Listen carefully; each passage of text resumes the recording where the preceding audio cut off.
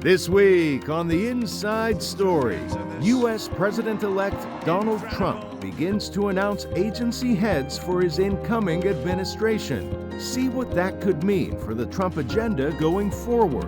Now, on The Inside Story, elections and consequences.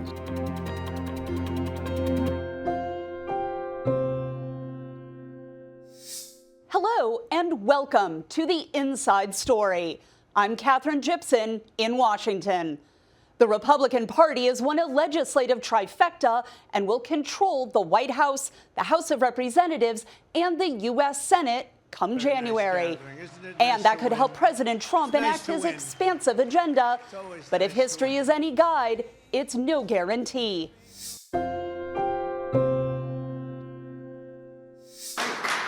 The new leader of the incoming Republican majority U.S. Senate. We have a mandate from the American people. A mandate not only to clean up the mess left by the Biden-Harris-Schumer agenda, but also to deliver on President Trump's priorities. Thune takes the top leadership role in the Senate after Mitch McConnell served in that position for 18 years. And he is already facing his first test. President-elect Donald Trump has proposed bypassing the Senate's constitutional role of approving cabinet nominees.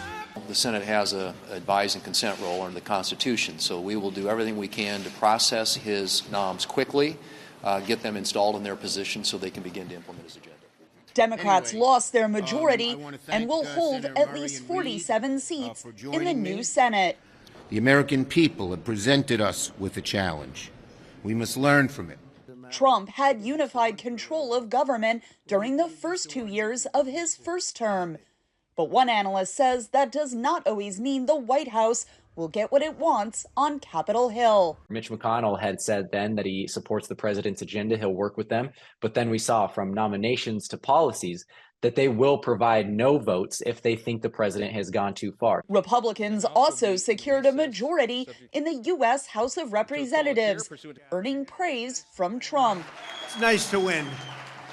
The president-elect endorsed Speaker of the House Mike Johnson to lead again. I believe it will be the most consequential Congress in the modern era, most consequential administration in the modern era, because frankly, we have to fix almost every area of public policy. But Republicans hold a much narrower majority in the House, with only a handful more seats than Democrats, who vowed to keep fighting. The Congressional Progressive Caucus will continue to be ferocious defenders of the working class and poor people. The new 119th U.S. Congress will be sworn into office on January 3rd. President-elect Trump also has the task of naming new directors for the CIA and the Director of National Intelligence who oversees it. He's turning to an old ally for the CIA and has nominated someone seen as an outsider and possible disruptor to oversee the agency when his second term begins in January. VOA's national security correspondent Jeff Seldon has this story. The one-time Democrat became a strong voice for Trump's campaign, rallying crowds behind his agenda. It's why I'm proud to stand with President Trump and why we, the people, must vote to send him back to the White House and make America great again. In announcing Tulsi Gabbard's nomination, Trump praised her fearless spirit, saying she'll bring that to the job. She also brings more than 20 years of experience serving with the U.S. Army National Guard, and she brings a degree of controversy, working Republican and Democratic lawmakers with this social media video in which critics say she mirrored Russian propaganda about U.S.-funded bioweapons labs in Ukraine, something U.S. intelligence officials say is not true.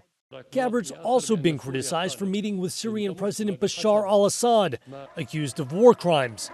But she defended her trip, saying you can't be serious about peace unless you're willing to talk to your adversaries. Trump's choice of John Ratcliffe to lead the CIA is more conventional, Ratcliffe having served as Trump's Director of National Intelligence at the end of Trump's first term. At times, Ratcliffe clashed with lawmakers over moves to declassify intelligence about alleged Russian election interference. He also pushed back against meddling by Iran, Russia, and China. There is nothing more sacred in our republic than the fundamental democratic principle of one person, one vote. Trump entrusting a familiar face and a rising star to lead U.S. intelligence efforts for the next 4 years. Jeff Seldon, VOA News, Washington. For more on this story, I'm joined now by VOA's national security correspondent, Jeff Seldon. Jeff, what insights can you share about the future of the CIA under this new administration? Well, Donald Trump, as president-elect and as previous president, has put a lot of emphasis on his global outlook. But he's also gone with unconventional choices at times for the intelligence agencies, especially this time around. With the CIA, he's chosen John Ratcliffe, who served him in his previous administration as the Director of National Intelligence. The choice that is causing more controversy and more discussion is his choice for the Director of National Intelligence, the person who oversees all 17 other of the U.S. intelligence agencies, by choosing Tulsi Gabbard, a former Democratic congresswoman who has experience as a National Guardsman serving overseas, but to the minds of many critics, does not have intelligence experience. Right. So what exactly does the legislation creating that position say, what that position needs? Well, the legislation that created the Office of the Director of National Intelligence, which was put into place after the 9/11 terror attacks in 2001 to make sure that the U.S. intelligence agencies were all working on the same page and that information wasn't falling through the cracks that would allow a massive attack like the U.S. saw on 9/11 to occur. And it says that the Director of National Intelligence is somebody who needs to be very experienced. The legislation calls for extensive intelligence experience, not just in terms of understanding intelligence and practicing intelligence, but also in terms of managing intelligence agencies. Right. So how has that been interpreted in the past? Has that ever been a problem in the confirmation process? Well, in the past, many of the directors of national intelligence have been old veterans of the U.S. intelligence community, serving in intelligence agencies like the NSA, the National Security Agency, the CIA, the nation's premier intelligence spy agency. But at times, though, the definition of what extensive means has been pushed. Specifically, in his last administration, President Trump nominated John Ratcliffe, now nominated to head the CIA, to be the Director of National Intelligence. When he first nominated him, there was controversy. He had some experience as a prosecutor working on terrorism-related cases. Some lawmakers thought that that experience was overstated. And he also had served on the House Intelligence Committee. But it wasn't enough. The first time he was nominated, he had to withdraw. He was nominated again later in the administration, and he survived confirmation by a narrow party line vote.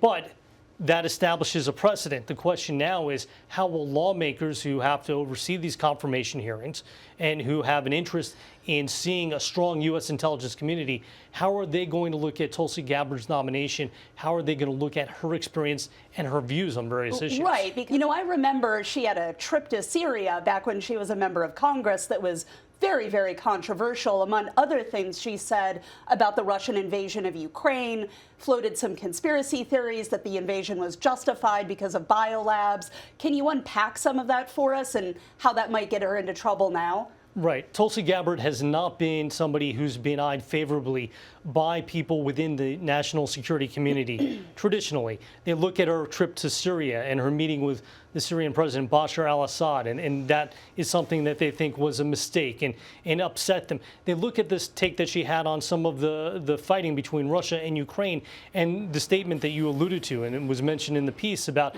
how she, according to many, mirrored Russian propaganda about U.S. involvement in bioweapons labs, to the point where a Republican senator, Mitt Romney, essentially accused her of being a puppet for the Russian regime. I remember that. And she's also upset people in the intelligence community because years ago, she co-sponsored legislation that would have that called for a pardon to Edward Snowden, a former National Security Agency contractor who leaked hundreds of thousands of documents, which, according to intelligence officials in the U.S., put lives at risk the lives of assets, put other programs at risk, and then took refuge in Russia. So that's going to cause some consternation. But for the Trump team and the people in Trump's camp, they see her as somebody who's a disruptor, somebody who's willing to tell truth to power and shake up what they see as an intelligence infrastructure that really needs some change. Right. So you've talked about the way Gabbard is perceived by the incoming Trump administration.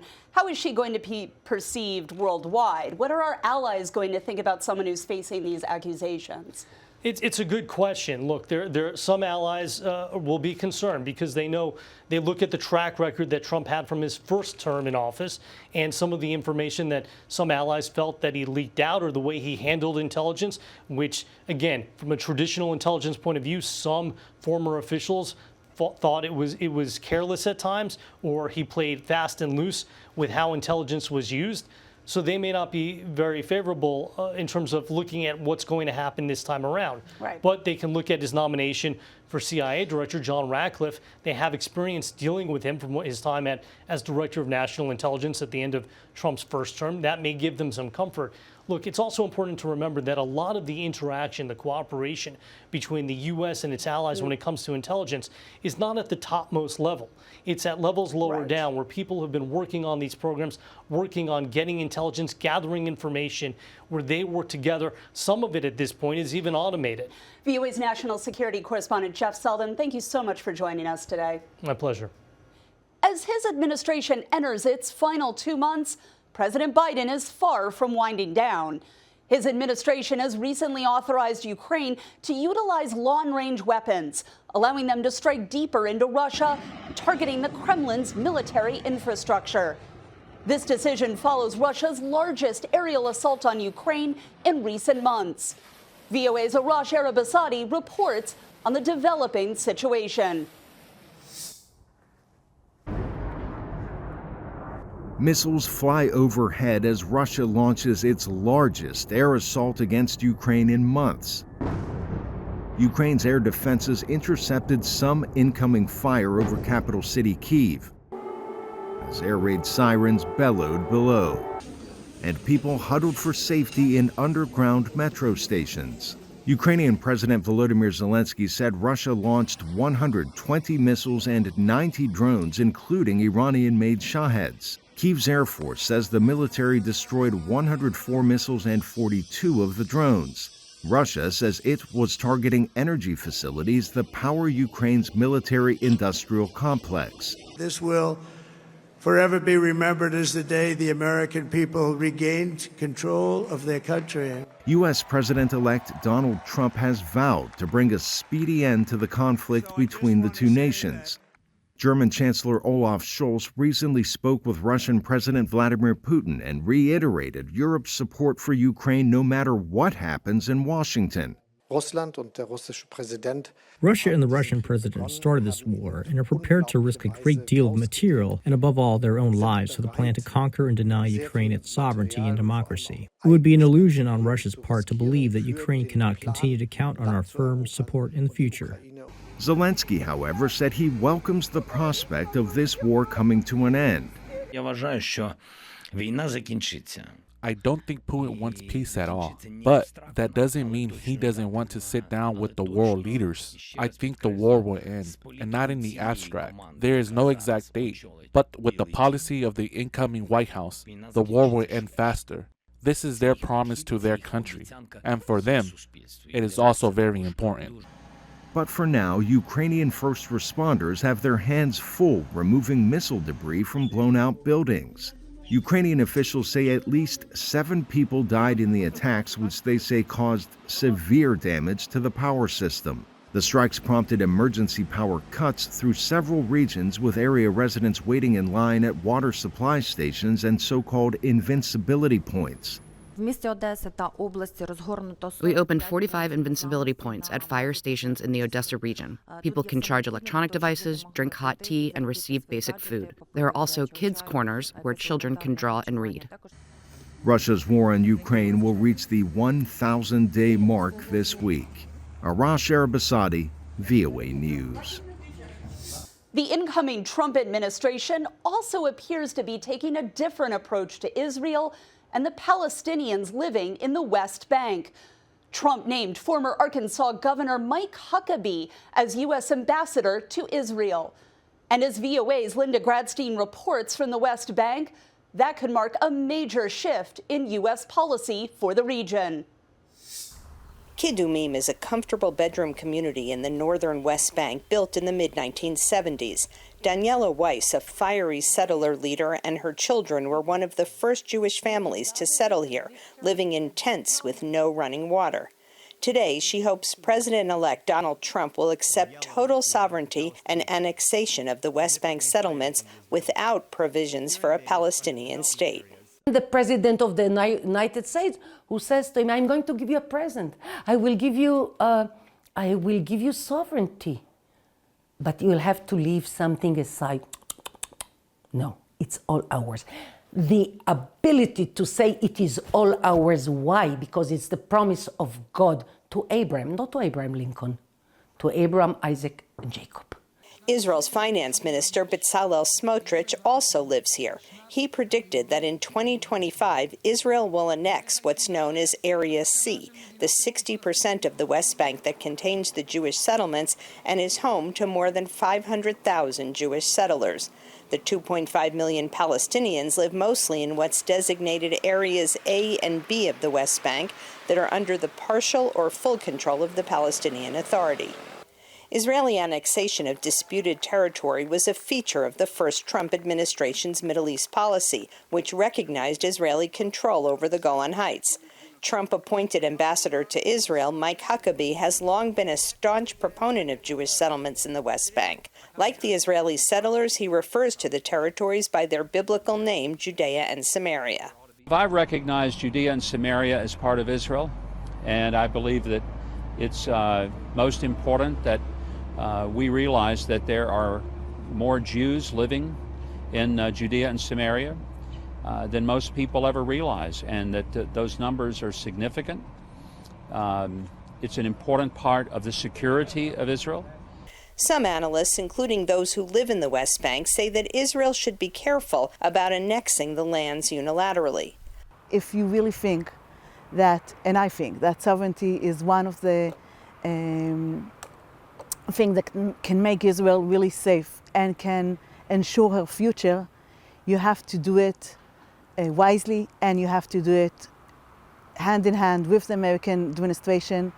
Other settlers warn that a decision to annex parts of the West Bank could cause further unrest. אני באופן אישי בעד. אני רק לא רוצה שזה יקרע את החברה הישראלית מבפנים עוד פעם. I personally support annexation, but I just don't want it to tear the society apart again. There already is a strong settlement movement here, but the left is against it. The division among us weakens us. Some settler leaders, including Daniela Weiss, want to go even further than annexing the West Bank. They say they are already preparing to rebuild Jewish settlements in the Gaza Strip, which were evacuated in 2005. Linda Gradstein, VOA News, Kidumim in the West Bank. President Donald Trump carries with him the dubious distinction of being the only convicted felon ever to assume the presidency. In fact, Trump has spent a good deal of time in the courtrooms in the 4 years since his previous term. VOA's Tina Trin examines how the status of those cases changed now that he's president-elect. Will President-elect Donald Trump be sentenced for his crimes?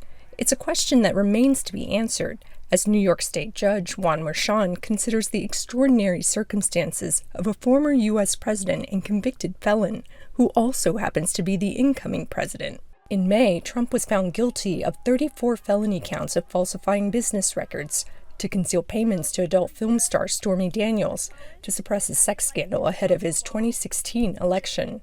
Trump's sentencing in the so-called hush money case has been delayed multiple times, and his election victory earlier this month casts further doubt on legal proceedings. Really, the core of this is to find out whether or not Trump's sentencing is going to move forward at all, and that includes whether it will happen before he takes office, whether it will happen after he takes office, or whether his case will just be dismissed. Trump's defense team is arguing that a landmark Supreme Court ruling in July grants him presidential immunity and that the case should be dismissed entirely.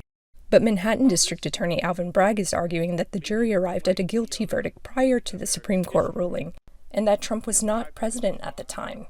In a letter to the judge, he indicated that prosecutors would oppose attempts to dismiss the case, but were open to delaying sentencing until after Trump's term in office. If Juan Merchan decides that he agrees with the prosecutor's suggestion as a possibility, then he would engage in what might be termed an equitable stay of proceedings, in light of the extraordinary circumstances of the defendant becoming president of the United States, and he would effectively stay the case until 2029 after Donald Trump steps down from the presidency. The hush money case isn't the only one the president-elect must contend with. 2 federal cases brought forth by special counsel Jack Smith, one alleging mishandling of classified documents and another election interference, are reportedly being brought to a close as a long-standing Department of Justice policy cites that sitting presidents cannot be charged with the crime. However, an election interference case in Georgia does not fall under federal jurisdiction. Technically, the state of Georgia is free to proceed unencumbered by the DOJ policy. But can they?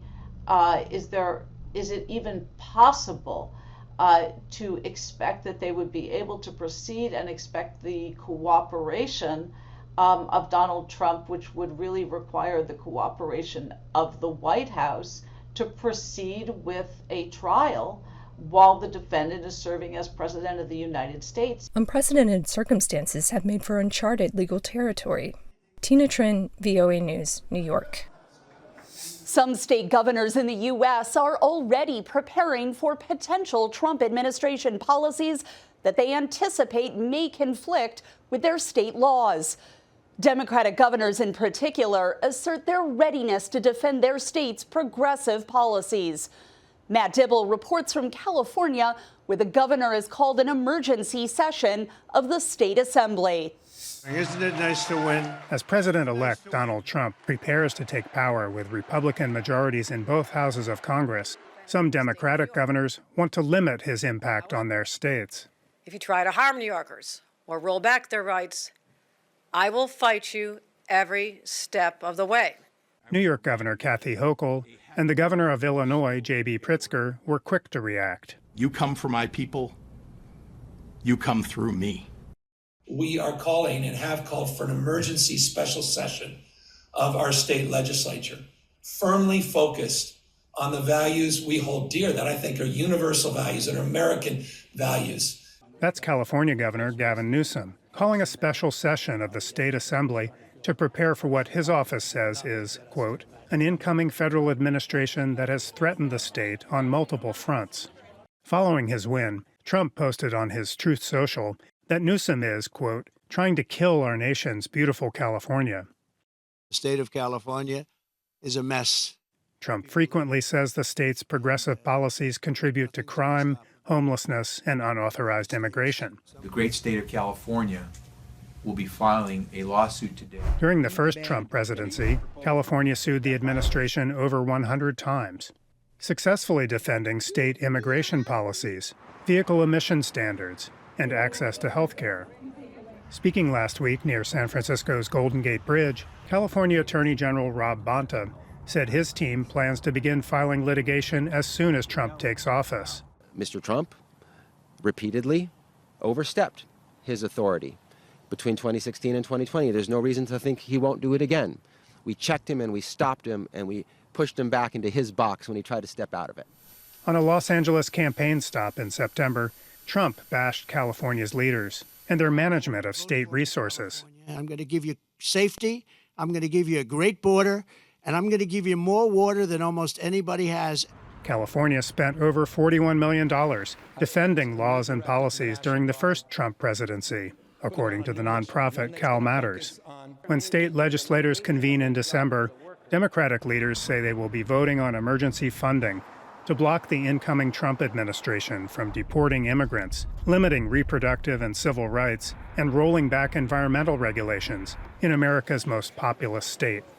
Matt Dibble, VOA News, Oakland, California. I'm Katherine Gibson.